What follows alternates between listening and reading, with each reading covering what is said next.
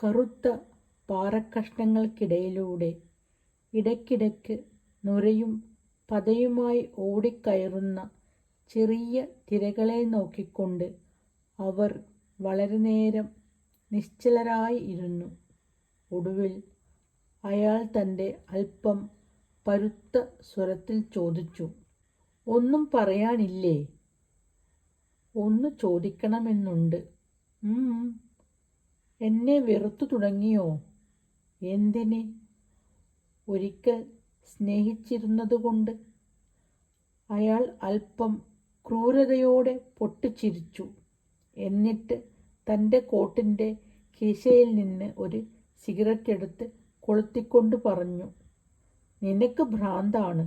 നീ പറയുന്നതിൻ്റെ അർത്ഥം ആർക്കും മനസ്സിലാവില്ല." "നിങ്ങൾക്കും മനസ്സിലാവില്ലേ?"